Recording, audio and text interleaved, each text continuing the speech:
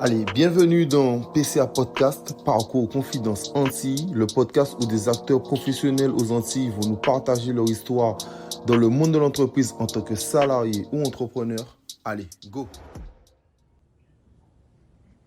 Mais à travers son regard, je réussis à voir la beauté et la grâce, la puissance. Bienvenue dans cet épisode de PCA Podcast. Aujourd'hui, on va accueillir Karine. Comment vas-tu? Ça va et toi? Moi, ça va très bien. Je suis content de t'accueillir. Normalement, tu aurais dû être dans la saison 3, mais faut jamais blâmer une contrariété. Là, tu es dans la saison 4. Donc, je suis super content. Aujourd'hui, on va parler de ton parcours et surtout du monde de la musique. On va comprendre pourquoi. Donc, déjà, comme d'habitude, qui es-tu? Alors moi c'est Karine Mac, j'ai 41 ans et j'ai deux activités professionnelles. L'une qui permet de payer mon loyer et mes charges, c'est à savoir je suis chargée des ressources humaines au sein d'un grand groupe d'agroalimentaire. Et ensuite à côté de ça, je suis attachée de presse, donc surtout pour des artistes caribéens, afro-caribéens même. Voilà, au niveau musical, voilà, tout ce qui est lié à la promotion de leur parcours lorsqu'ils sortent un titre ou un clip. Euh, Avant de rentrer dans le monde de la musique, j'aimerais connaître ton parcours scolaire.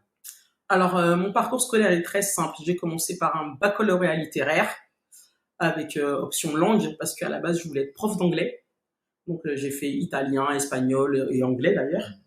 Et donc, je me suis naturellement dirigé vers une licence. À l'époque, ça s'appelait LLCE, langue et littérature civilisation étrangère. Ok. Ouais. Toujours dans le domaine anglophone. Et je me suis vite rendu compte que c'était un petit peu trop littéraire à mon goût. Donc, j'ai fait un BTS assistante de direction trilingue. Pourquoi? Pour avoir un peu plus les compétences techniques, les termes techniques. Et parce que c'était beaucoup plus business, porté business que littérature. À la suite de ce BTS, j'ai trouvé du travail, donc j'ai un peu abandonné mon idée de prof d'anglais et j'ai intégré un cabinet de recrutement. Et du coup, j'ai eu une grosse appétence pour les ressources humaines et j'ai évolué dans les ressources humaines jusqu'à là. J'ai repris mes études 10 ans après pour faire une licence en ressources humaines parce que c'est vraiment un domaine qui m'avait vraiment bien plu. Et depuis, j'ai évolué dedans j'ai été chargé de recrutement, chargé de ressources humaines, gestionnaire de paye, etc. Tu peux continuer parce que c'est la prochaine question, ton parcours pro. Alors, mon parcours pro, alors 10 ans en cabinet de recrutement, en tant qu'assistante recrutement, ensuite chargée de recrutement, chargée de formation. Ensuite, quand j'ai repris mes études, j'étais donc du coup stagiaire à la BNP et là j'étais chargée d'organisation. Chargée d'organisation, c'est un peu toutes les personnes qui sont en charge de la formation, faire en sorte que les salariés soient bien formés sur les logiciels internes et également faire en sorte que les organigrammes soient à jour et diffusés au plus grand nombre pour que les gens sachent si on cherche un salarié, savoir dans quelle équipe il est, qui est son manager, qui sont ses collègues et sur quoi il travaille.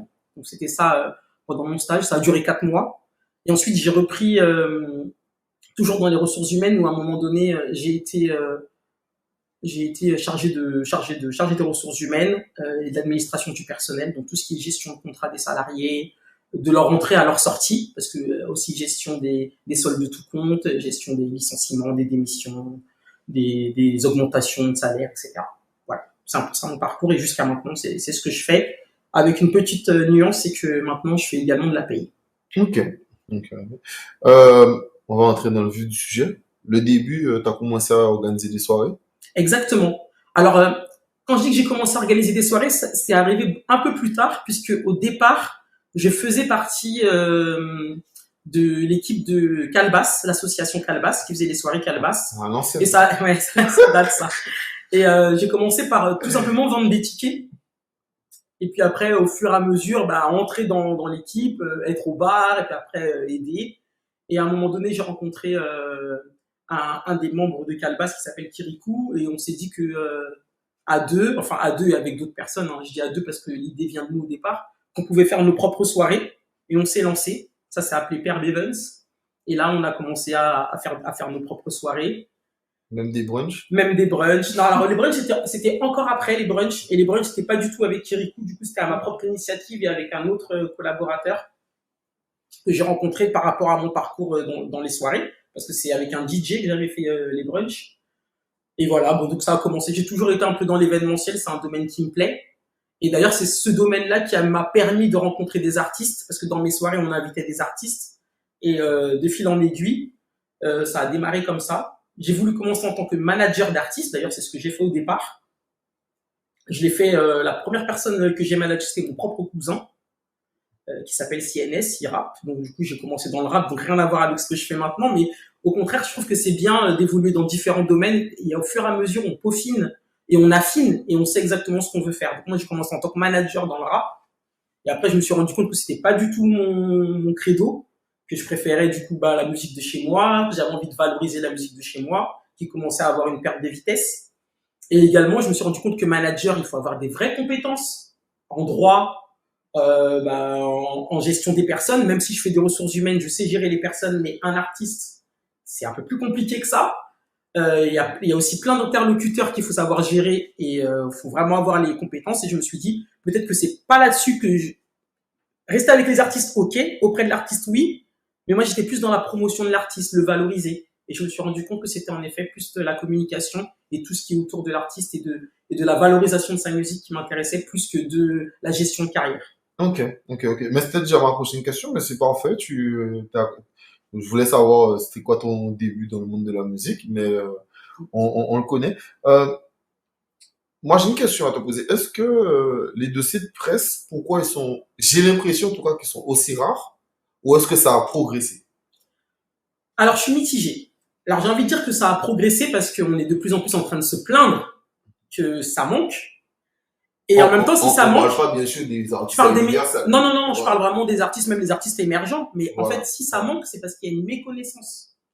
C'est-à-dire que souvent, les artistes pensent, enfin, je vais parler des artistes émergents, pensent qu'il suffit d'aller en studio, de sortir le titre, et qu'une fois le titre est sorti, ils ont fini le boulot. Alors que non, en fait, c'est là que le boulot commence. Et même, c'est même, on va dire, c'est même un quart du boulot. Et ils sont pas entourés parce qu'ils commencent, ils savent même pas vers qui se diriger. La plupart du temps, ils n'ont pas de manager, ils n'ont pas d'accompagnant, ils ont personne. Et du coup, ils ont du mal à développer les outils qui vont leur permettre de communiquer. Et souvent, c'est par exemple en envoyant leur titre en radio ou en envoyant leur titre, leur clip en télé, qu'ils ont des retours disant oui, mais qui es-tu? Que fais-tu? Comment? Pourquoi? Parce que moi, j'ai déjà vu des envois, j'ai déjà été de l'autre côté et les gens nous envoient des titres. Et quand on t'envoie des titres, tu te rends compte que, parce que j'ai travaillé pour la chaîne D-Black, et quand on t'envoie des titres ou des clips, tu te rends compte que la personne, elle dit, voici mon titre et mon clip sorti tel jour à telle heure. C'est tout. Enfin, si, on voit qu'il y a le nom de l'artiste, mais c'est limite, faut cliquer sur le son. Parfois, le son ne porte même pas le nom qu'il aurait dû au départ. Enfin, c'est assez compliqué. Donc, il faut vraiment être structuré. Et voilà, je pense que c'est une méconnaissance. Ils ne savent pas que cet outil est primordial pour connaître leur parcours, pour savoir vers où ils tendent, parce que souvent dans le dossier de presse, il y a souvent des anciennes coupures de presse, si jamais on a déjà parlé de l'artiste, mais il y a aussi ce qui va se passer dans le futur. Avec le dossier de presse, on peut savoir s'il y a un projet d'album, un projet de EP, est-ce qu'il y a un prochain single qui va sortir. Ça nous permet d'avoir les liens vers les chaînes YouTube, les chaînes SoundCloud, etc. Enfin, c'est vraiment la bible de l'artiste. Ouais, le contact. Exactement, qui contacter. Voilà. Donc finalement, bon, on sait à quoi ça sert, mais est-ce que ça a réellement progressé chez les artistes émergents? Alors oui, j'ai l'impression que ça a progressé parce que au fur et à mesure, il y a eu beaucoup de plaintes à ce niveau-là. On se dit oui, il y a des artistes qui se plaignent de ne pas être écoutés, mais c'est parce que derrière le travail n'est pas fait. Et il y a de plus en plus de communicants comme moi-même qui expliquent que c'est un outil important. Maintenant, quand tu vas sur, on va prendre l'exemple d'Instagram ou de peu importe, même Facebook, il y a de plus en plus de personnes qui parlent de ces outils de communication.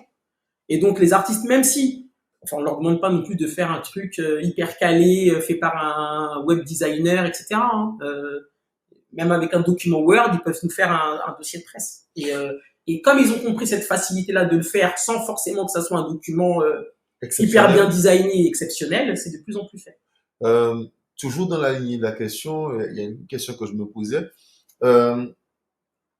Est-ce que les artistes sont assez préparés? Toi qui es là pour mettre en avant les artistes, est-ce que les artistes sont assez préparés des interviews? Moi, j'ai pas l'impression. Et je parle même parfois même du rap français. Surtout du rap français. Quand on regarde les interviews, j'ai pas l'impression que les artistes soient aussi bien préparés que les anciens. Qu'est-ce que toi t'en penses? Est-ce que je me trompe ou Alors, ça dépend de ce qu'on appelle préparer. Parce qu'en fait, alors moi, je suis de celles qui disent que je veux pas avoir les questions avant. Parce que j'aime bien la spontanéité de l'artiste. Cependant, il y a certains pièges à éviter. Ça, je prépare les artistes sur ça. Ça veut dire que je leur ai dit, par exemple, sur telle question, parce que au fur et à mesure, on sait vers où ça peut tendre, sur telle question, mets des réserves. Sur telle question, réponds plutôt ça. Sur telle question, ne sois pas catégorique. Ne dis pas non. Dis oui, peut-être, ou c'est à voir. Voilà. Je nuance, mais par contre, les questions euh, euh, clairement définies et qu'on sache dès le départ quels sont le type de questions que c'est, non. Ça, je le demande pour les artistes qui ont tendance à être un peu stressés. Ça peut les rassurer. Mais sinon, en principe, l'artiste, je l'envoie en interview comme ça. Il est préparé, en effet, mais pas préparé aux questions qu'il va avoir, mais à la manière de répondre. mais en tout cas, il y a quand même une préparation pour Ouais, dire il y a un bon, dialogue. Souvent, je leur dis aussi, souvent, je leur conseille de va voir ce qui a été fait avant. C'est pas souvent, ça peut pas être les mêmes questions, mais il y en a certaines qui sont redondantes.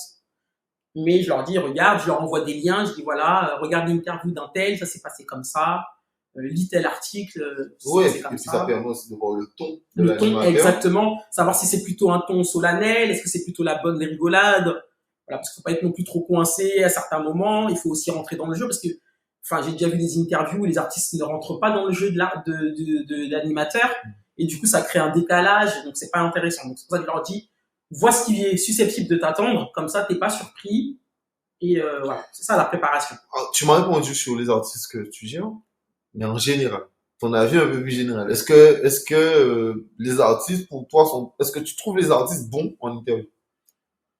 Quand Mais tu regardes des il y en a autres certains, chaînes il y en comme a, alors, l'Oxymore, oui, est-ce que tu as l'impression que c'est il y en a très bon? il y en a qui sont très très bons. Oui, Mais j'ai remarqué que les très bons, c'est ceux qui sont là depuis très longtemps aussi. oui. Exemple, on peut donner des exemples. Par exemple, Chris, j'ai trouvé très bon. Ah, mais Chris, après, Samix, j'ai trouvé bon aussi. Dacia, j'avais trouvé très bon. Ouais, c'est bien parlé. ouais, mais c'est souvent, bah, comme on dit, hein, c'est en forgeant qu'on devient forgeron. Donc, plus tu fais d'interviews, plus tu te sens à l'aise et plus, en effet, t'as même peut-être pas besoin d'être préparé. Tu sais faire le ping-pong, savoir à quel moment répondre, quoi Mais dire. est-ce que aujourd'hui, le fait que les nouveaux artistes soient directement digital, ils doivent pas être préparés à ça? Parce que les anciens, ils n'avaient pas autant accès C'est ça. à faire des interviews, des choses comme ça. Et ils pouvaient même pas aller regarder ce qui a été fait avant, C'est quoi. ça. Donc, il n'y avait pas de replay, il n'y avait C'est pas ça, de exact, comme ça. exact. Tu vois, donc, comment ça se fait Alors, qu'aujourd'hui, cette génération qui est constamment devant un écran Mhm. et n'est pas aussi bien préparée? Alors, c'est que eux ne se préparent pas. Parce que, certes, il y a le travail. Parce que, comme je t'ai dit, souvent, ils n'ont pas d'équipe. Et même s'ils n'ont pas d'équipe, ils ont un travail personnel à faire. Mais quand tu parles de pas d'équipe, est-ce que aussi c'est pas un souci, le fait que les artistes ne s'entourent pas? Ah, mais c'est ça. Quand je dis pas d'équipe, quand je parle d'une équipe, je parle pas forcément d'une équipe. Bon, il y a le côté professionnel, mais aussi de personnes de qualité et de valeur qui peuvent les entourer. Ça peut être des membres de la famille, hein, quand je dis ça. Mais quelqu'un sur qui tu as confiance et qui peut te dire, voilà, tu as une interview, essaye de regarder ci, essaye de faire ça. Quelqu'un qui soit de bons conseils. Et c'est ça le truc, c'est que souvent, l'entourage, quel qu'il soit, même les propres amis, hein, ils ont peut-être pas la fonction officielle de manager, mais ou de chargé de communication, quoi que ce soit, mais sans le vouloir, parfois ils te donnent un petit tips qui fait que ça va te permettre d'évoluer, de progresser. Donc c'est souvent il faut écouter. Et voilà pourquoi en effet l'entourage est important. Pourquoi les artistes font pas plus appel à des gens comme toi pour le côté presse? Alors pourquoi? Bah c'est tout simplement une question de budget. Mm. Non, mais faut appeler un chat un chat. Les artistes qui débutent n'ont pas le budget pour payer les services d'une chargée de communication ou d'un web designer ou de quoi que ce soit. C'est compliqué. Il y a une question qui n'était pas prévue, mais pendant que j'y pense, si tu conseilles un artiste, d'accord, tu dois t'occuper de son image, mais il suit pas vraiment ce que tu expliques, et finalement ça fond un peu. Qu'est-ce que tu fais, même s'il a le budget? Alors, si jamais, alors pour être sûr que j'ai bien compris la question, donc un artiste a fait appel à mes services, Oui. je le conseille sur la manière de gérer faire sa les communication. choses. Voilà. Il fait complètement différemment. Comment je réagis? Ça fonctionne pas en plus. Et ça fonctionne Et en pas. plus, ça fonctionne pas. Bah en fait, le truc c'est que moi j'ai un truc que j'appelle ça le brief. Je le fais tous les mois parce qu'en fait, il faut savoir que moi dans la formule que je propose, c'est une formule sur 3 mois. Ça démarre comme ça. Quand la personne lance un single ou un clip, je considère que la durée de promo intense est sur 3 mois. Elle est étalée sur 3 mois. À chaque fin de mois, je te fais un brief. Donc en fait, moi, je récolte certaines infos, des statistiques, des retours, etc. Et je peux te prouver que la manière dont tu fais ne fonctionne pas. Mais cette personne fait quand même à sa tête. Eh ben, Et attends, ensuite, 3 mois après, je vais être un peu cru, hein, mais il faut savoir que ça va être son problème parce que en fait, il faut savoir que l'attaché de presse a une obligation de moyens, pas de résultats. C'est-à-dire une obligation d'intérêt. Elle doit tout mettre en œuvre et elle doit te prouver qu'elle a fait le nécessaire pour que ton titre soit diffusé, écouté et qu'elle ait fait ta promotion. Le résultat, que ça fonctionne pas, ça, malheureusement, c'est une science inexacte. mais ma question, c'est est-ce que tu voudrais retravailler avec cet artiste? Alors, si je sais que je vais encore perdre du temps à répéter les mêmes choses et que c'est pas écouté, non. Là, après, il faut aussi que je pense à moi. Ça veut dire que c'est vraiment un travail de donnant-donnant. Si je vois que je donne et qu'en retour, j'ai pas l'investissement que je donne, il n'y a pas d'intérêt à retravailler avec cet artiste-là. Ok. Mais je lui dis, Ok. c'est important.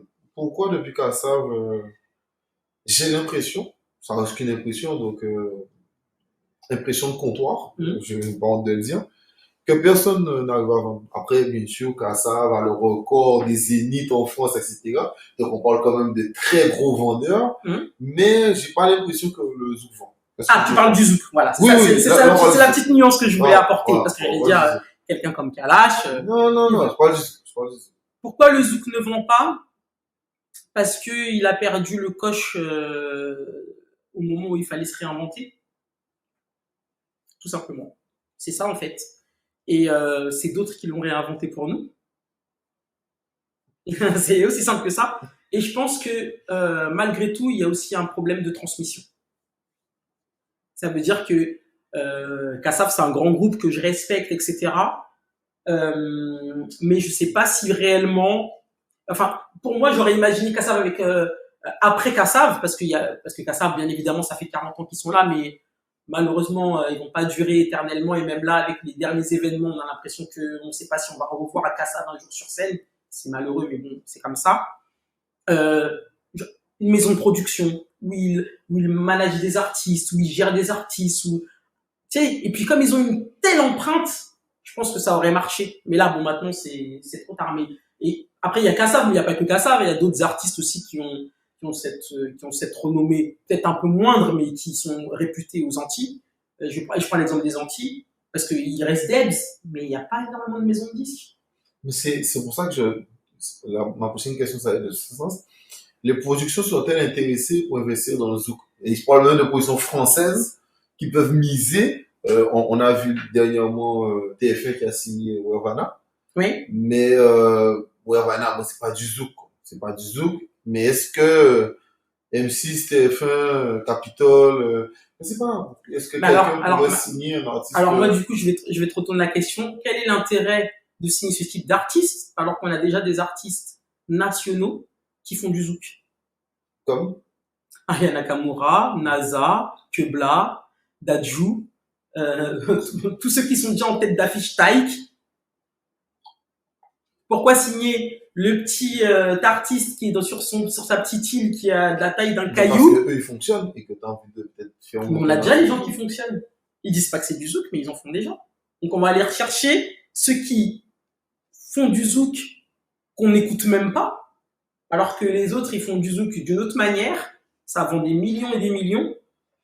Quel est l'intérêt d'aller chercher le petit qui est sur son caillou et qui fait du Zouk pour le Palacio? non mais je dis ça vulgairement, mais c'est pour bien te montrer la nuance, tu vois. Donc c'est pour ça que ça intéresse. C'est pour ça que ça intéresse pas les maisons de disques. Et après il y a certaines artistes qui ont essayé de sortir du lot, mais c'est compliqué. Là en ce moment je vois que Nestlé elle a signé chez Sony, que il y a Kim aussi. Oui, elle a signé chez Sony avec d'ailleurs son dernier album Kezu a été, enfin c'est un album Sony, mais après c'est tout le travail qui est derrière, parce que certes, Nestlé, on la voit, elle fonctionne, mais en nation, elle n'arrive pas à casser le plafond de verre, et ça, c'est malheureux, parce que, enfin, d'un point de vue marketing, elle a tous les atouts pour monter en nation. Ouais, mais est-ce que sa musique n'a pas, je sais pas. Pour moi, sa musique est restée pareille. Enfin, elle s'est pas travestie parce qu'elle est Non, non, passée. non, non, non, Ah non, pas c'est pas dans la ce question. sens-là. Est-ce que, mais sa musique peut-être n'est pas peut-être assez pop pour casser le Bah plafond? justement, en fait, alors, bon, si t'as le temps, je t'invite à écouter l'album. Et c'est là où ce qu'elle a fait, c'est très bien, c'est que elle a changé plusieurs sonorités. Ça veut dire qu'elle n'est pas restée dans le zouk pur. C'est-à-dire, elle a fait en effet du zouk, les gens l'écoutent dans le zouk, mais elle a misé sur plusieurs types de sonorités. Elle a varié ses titres J'écouterais, mais exemple, elle a fait des featuring avec qui? avec VG Dream, déjà, par exemple. Tu C'est pas vois. mal. Après, elle a fait, bah, dernièrement, elle en a fait avec Bram Sito. Elle a fait avec Nirvana, qui était au top c'était au moment de Casanova, quasi. Donc, pour moi, il n'y avait pas de raison que ça puisse pas péter. Euh, toujours dans la lignée de ce que tu veux de dire, derrière moi, il y avait la petite polémique. Je pense je vais le dire, à Ucheng MC qui a parlé de ça sur l'Oxymore et qui disait que d'autres artistes reprennent le zouk et ils font des succès avec. Donc, tu as commencé à en parler. Euh, et d'ailleurs, les Réunionnais Carlton, Oui. hein, à la base, c'est du Sega Mm. et du Maloya, mais pas du zouk. C'est pas leur musique. Calypso, Michael, et Carlton, qu'est-ce que eux ils ont de plus que les Antillais? Alors, ce qu'ils ont de plus, c'est que ils se sont pas travestis et ils n'ont pas mis en avant de la musique qui n'est pas de chez eux, tout simplement. Ça veut dire que nous, on est beaucoup sur la musique américaine, la soca, machin, mais notre zouk, on ne le met pas en valeur. On l'a abandonné pour d'autres types de musique. En Guadeloupe, c'est pas le zouk qui cartonne, c'est le bouillon. Ouais. Non, mais on va en parler tout à l'heure, mais et sur le fait qu'exemple, là, tu vois, tu parlais de NASA, les gens vont te dire que c'est de l'afro. Oui, ben, en fait, ils sont malins. Bah oui, ça reste de l'afro parce qu'ils chantent. Et ils chantent de l'afro. Mhm. Mais l'instru, elle est purement et totalement zouk. Ou compas. Ou compas. Ok. Et pour toi, même un artiste comme Taïk, ça reste un style de Bah, Taïk, il zouk. appelle ça de l'afro-love. Ah, ok. Bon, je En savais fait, pas. c'est du zouk. Moi, je savais pas pour l'afro. C'est sa musique, et se fait appeler, pour la musique de Taïk se fait appeler afro-love. Ok. Et dans la lignée, est-ce que si le zouk aurait continué d'être valorisé par les Antillais, est-ce que tu penses qu'ils auraient pu prendre le lead un peu comme les Nigériens qui ont gardé ce truc à eux Mm. et aujourd'hui, ben, ils sont leaders de fou Mais bien partout, sûr, quoi. parce que en vrai, quand on regarde bien, on est leader. On est leader. Sauf que notre musique, elle a évolué. Mais franchement, quand t'allumes la radio, même si en effet c'est Aya, c'est NASA, ça reste du zouk. La différence, c'est que on l'appelle pas zouk. C'est juste l'appellation qui fait qu'on n'a pas l'impression d'être au devant de la scène. On est au devant de la scène. Là, même tu prends quelqu'un comme Fanny G. Ouais, mais Fanny G, il n'y a pas une personne qui ne connaît pas en Craton Port. c'est vrai, mais c'est pas des artistes antillais qui Bah, cartonnent dans le zouk. Mais parce que les artistes antillais restent dans le zouk, le saucisson, machin, ils font pas évoluer leur zouk. Et est-ce que tu aurais genre d'autres exemples d'artistes? D'artistes qui ont fait quoi, qui ont changé le zouk, c'est ça ou Qui vous bah, allez, alors, on va reprendre enfin, quand je dis les débuts du zouk, non pas les débuts du zouk, mais les zouks dans les années 80-90. Tu prends l'exemple le zouk Jimmy's voilà, tu prends Jean-Michel Rotin, tu prends Kaïcha, c'est eux qui ont ramené une sorte de R&B dans le zouk, et du coup ça, tu vois, on a mis quelque chose de nouveau, mais on a encore valorisé Donc notre pour zouk. toi même Kesha c'était du zouk. Ah bien sûr, Bones Baby. En plus c'était un centre de Kassav. Tu vois, c'était complètement du zouk. Du zouk, mais avec la petite pointe d'R&B. Il y avait déjà des mélanges. Et puis même à l'époque, je sais pas, dealer de zouk, etc. Il y avait le rap, il y avait les passis avec Tania Saint-Val, tu vois, c'est ça qu'on n'a pas continué à faire. À évoluer. On a à évoluer, à faire évoluer notre zouk, à l'apporter ailleurs et à l'exporter. Je reprends l'exemple des Réunionnais. Ça me dérange pas qu'ils soient au top, tant mieux. Mais je veux dire que Tu me dis que eux, ils ont continué à mettre leur musique en valeur. Hmm. Mais le zouk, c'est pas leur musique. Alors, ils font pas que du zouk, hein, les Réunionnais. Non, mais moi, je parle de Calypso, de Michael, etc. C'est-à-dire que leur plus gros succès, ça reste du zouk. Non? Oui, oui, on peut dire ça. Ouais. Pourquoi ils cartonnent en ce moment? Mais ils cartonnent pas au niveau national, donc le problème reste le même. Ok. Mais en Il y termes a que de... Michael, a priori, d'après, enfin, j'ai vu des derniers chiffres circuler. Honnêtement, je pourrais pas te retrouver la source, mais j'ai vu que Michael, a priori, avait passé avec son titre tout doucement sur des stations comme Énergie, etc. Donc, tant mieux, comment... c'est bien. Mais après, il y a toujours une petite exception qui sort du lot, hein. Là, c'est Michael, on a eu Wervana, il y en a toujours un qui arrive à s'échapper.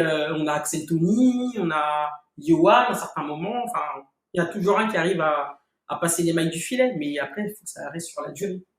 C'est ça qui est plus compliqué. Toujours dans le parallèle, on n'en a pas parlé, mais est-ce que aussi, c'est par exemple plus la force des Haïtiens qui ont gardé leur compas et qui font que eux, ils arrivent à avoir des, comme Oswald, je crois, c'est, Oswald, ouais. Oswald, Ouais. qui est des gars qui arrivent à avoir des succès de dingue parce que eux, ils restent dans leur Dans leur compas compas. en réussissant à le faire évoluer. Alors après, peut-être que je suis un peu naïve là-dessus, hein, mais ou peut-être que je suis peut-être un peu trop, je me restreins un peu trop. Mais Oswald, il a l'esprit complètement américanisé. Il vient de Saint-Martin déjà, donc il a une autre manière de travailler sa musique. Quand on prend l'exemple de Felicia Ross aussi, elle fait des shows de malade. Elle a complètement la mentalité américaine dans sa tête. Et rien que ça déjà, ça a fait que sa musique elle est faite différemment. Donc et elle cherche toujours à innover et à créer des nouvelles sonorités, à faire des nouveaux trucs. Donc rien que ça déjà, ça a un impact différent. Et après il y a autre chose. Je parle surtout le soutien du public. Ça c'est important. Les Haïtiens ils sont très solidaires et un peu chauvins, hein. Ce qui fait que du coup, quand il y a un de leurs artistes qui sort un titre et qui fait un concert, ils y vont. Ça, c'est important. Ils consomment la musique de chez eux. Okay. Ça, c'est important. Et ça, c'est ce qui n'existe pas, parce que comme je disais tout à l'heure, les Antillais, quand je parle des Antillais, je parle de Guadeloupe, Martinique essentiellement. Bah, ils consomment la musique, oui, mais des autres, pas la musique de chez eux. Mais ça va dans la lignée, et tu t'as commencé à parler. Est-ce que le bouillon aujourd'hui a surpassé le bouillon en Guadeloupe, le chata en Martinique? Est-ce que ça a surpassé le zouk? Mais bien sûr. Et puis même dans la manière de consommer aussi. Ça veut dire que quand je parle de consommer, c'est même quand tu vas en boîte, quand tu vas à la radio, t'écoutes la radio avant qu'on te passe un zouk. Voilà, hein, faut y aller. Ou sinon, faut aller sur les chaînes spécialisées dans le zouk. C'est expliqué, le zouk, c'est la chanson que tu mets c'est la musique que tu mets à la fin en boîte pour que les gens rentrent chez eux. Non, mais déjà, il y a une question d'éducation aussi. Non, mais c'est vrai. Non, mais... À partir du moment où les gens assimilent la musique à la musique qui te fait rentrer chez toi ou la musique qu'écoutaient tes parents, bah, ça te donne pas envie. Non, mais c'est vrai, c'est vrai. J'aime beaucoup cet exemple. Non, mais c'est vrai. Alors que c'est vrai que le bouillon, c'est plus là pour nous ambiancer. Ah, ouais, voilà, c'est ça. Pour t'ambiancer, mais c'est vrai que le zouk, c'est fin de soirée. Ouais, ils allument les lumières, le zouk. Voilà. Ouais, c'est fini. C'est juste la musique pour choper le numéro de téléphone à la fin, mais c'est tout, hein. Non, c'est vrai. Beaucoup de feats actuellement entre Guadeloupe, Martinique, Réunion, Guyane. Quel effet pour toi ça a eu dans les ventes, dans l'exposition? Et pourquoi ce besoin des artistes actuellement, ce qui est super bien, hein, c'est pas une critique, mais pourquoi ce besoin des artistes de se rassembler? C'est peut-être une manière de parler de la force des DOM et de montrer une certaine unité. Parce que c'est important et c'est tous le même combat, hein, en même temps. Je pense que ça véhicule un message d'unité, on est tous pareils, on vit tous la même galère, et, on a envie de réussir ensemble, que ça soit quelqu'un de la Réunion, quelqu'un de la Guadeloupe, de la Martinique, de la Guyane, enfin les DOM tous ensemble. Est-ce que ça a changé la manière de consommer? Oui, forcément, parce que peut-être que le public réunionnais n'avait pas accès à une certaine musique. Quand je dis accès, je parle pas forcément de accès à Spotify, etc. Mais il y a peut-être des artistes de la Guadeloupe que la Réunion ne connaît pas, des artistes de la Martinique que la Réunion ne connaît pas, et vice-versa.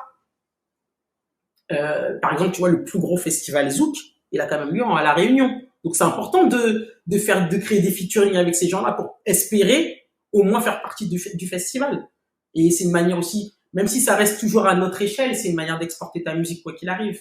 Donc oui, c'est même très bien ce genre de passerelle. Après, il faut aussi penser à la passerelle avec l'Afrique, parce qu'il y en a souvent qui oublient que l'Afrique aussi, en ce moment, c'est hyper porteur et c'est hyper vendeur. Il nous reste juste cette passerelle-là à faire et puis peut-être qu'au fur et à mesure, ça ira. Ben, on voit exemple la dernière fois pour le dernier clip de Nazel, là, tourné en Tanzanie, quoi. Donc, Ouais. oui, je suis d'accord que, ouais, ça, c'est pas Il mal. faut pas croire, hein. Tous les artistes nationaux, parce qu'il y en a pas mal avec qui j'ai discuté, ils s'intéressent beaucoup à ce qui se passe aux Antilles. Ils sont très au courant de ce qui se passe aux Antilles. Ils écoutent du zouk parce que, enfin, je sais pas, moi j'ai grandi à Paris et je sais qu'à l'époque, dans les après-midi, que tu sois rebeu, que tu sois africain, etc., tout le monde, comme on dit, frottait les murs et dansait son zouk, tu vois. Donc il y en a plein qui connaissent beaucoup d'artistes et qui ont continué à suivre. Je prends l'exemple d'un gars comme Mokobé. Mokobé s'intéresse beaucoup au zouk. Il écoute énormément de zouk. Et il est au courant de ce qui se passe.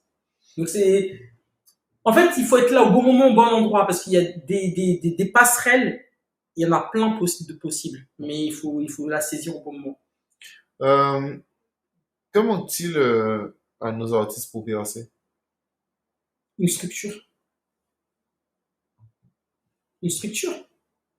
Nirvana, c'est quand il a intégré une structure qu'il a commencé à, qu'il a réussi à, que quelqu'un s'est démené pour lui, a frappé à chaque maison de disque. Je crois d'ailleurs que c'était avec l'équipe de Edalam qui l'ont aidé.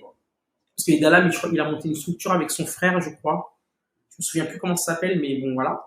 Et je crois que ça a démarré comme ça. Enfin, il a trouvé une structure qui s'est occupée de lui, qui l'a encadré et qui a été frappé à chacune des portes. Et c'est là qu'ils ont trouvé le contrat avec TF1. C'est ça. Ok. Un dernier conseil Un dernier conseil. À qui? aux artistes. Aux artistes. Aux artistes et surtout à ceux qui ont envie de se lancer. Croyez en vous. C'est, franchement, c'est le meilleur conseil que je peux leur donner. Parce que, et surtout, n'abandonnez pas. Parce que, au moment où tu vas abandonner, bah, c'est peut-être au moment où tu avais l'opportunité qui allait apparaître. Donc, faut toujours, faut persévérer. Et ça arrive, hein. Enfin, ça prend le temps. Et il y a pas de recette miracle. Donc, si t'arrêtes avant même d'avoir essayé, forcément, ça fonctionnera pas. De se structurer aussi, De peut-être. se structurer. Bah oui, il y a une structure et de croire en soi et de pas avoir d'oser, de pas avoir honte de frapper à n'importe quelle porte et de demander de l'aide aussi, et de s'inspirer des anciens, inspirer, pas copier. Non, c'est important, c'est important. Non, il n'y a pas de souci. Euh, Dernière question, c'était pas prévu. Est-ce qu'il y a pas mal de beatmakers? Il y en a beaucoup. Des beatmakers, enfin, Zouk, on parle de nouvelle génération. Après, alors moi j'ai du mal après c'est vrai que c'est pas trop un domaine que je connais, hein, mais j'ai du mal à me dire que quelqu'un qui est un beatmaker, s'il est bon, il peut te faire tout type de musique normalement. Moi, je connais des beatmakers, on va te dire non.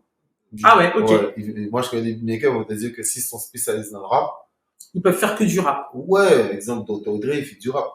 Tu Mais vois, tu penses que Dr. Dre peut pas te faire une instru zouk si il tu lui peut demandes? faire des trucs Zouk, mais je pense pas qu'il va essayer de, je pense que les gars, c'est un domaine, c'est un truc, quand tu suis une musique, tu la fais évoluer. Je pense que tu peux avoir des dérivés. Je pense qu'exemple, quand tu es dans le rap, tu peux faire de la drill.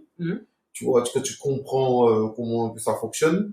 Mais je pense que passer du rap au zouk, du zouk, peut-être tu peux Parce faire qu'il y a zouk compas, peut-être tu peux faire zouk compas. Parce qu'il y a il y a des codes, c'est ça, il y a des codes, il y a Voilà. des instruments que tu sauras pas mettre au bon moment. Voilà. Je pense Ok. que peut-être t'as ça. Mais alors, dans ce cas-là, tu penses que, du coup, tous les artistes qui sont au devant de la scène actuellement, ils ont fait appel à des beatmakers zouk? Non, je pense peut-être qu'ils ont fait appel à des beatmakers qui sont peut-être plus vers la musique africaine et qui a su faire un mélange Un mélange. et par exemple la nouvelle drill. La drill, c'est du rap et du comment on appelle ça euh, et de la trap, voilà. On va dire un peu de trap mélangé, mais tu vois, quand les Anglais ont commencé à faire leur petite drill à Chicago, ils ont rajouté le côté bounce pour faire danser les gens. c'est là que ça a vraiment pris. C'est par rapport aux Anglais, mais quand tu regardes la drill de Chicago, les gens voyaient que c'était peut-être la trappe. Donc c'est les Anglais par rapport au mélange culturel caribéen, d'ailleurs, qui a fait que ça a commencé à bouncer et que les gens ils ont commencé à danser dessus. Donc moi je pense que c'est un peu pareil, c'est-à-dire que euh, je pense que si les artistes, et c'est là que je te rejoins dans ton conseil, c'est que je pense que si les artistes zouk, en tout cas, veulent percer, il faut essayer de se rapprocher. Parce que ce que Siki il fait, ce que Rema il fait, on a vu, exemple, Rema Tombolo, Kamda, frère. On peut le faire.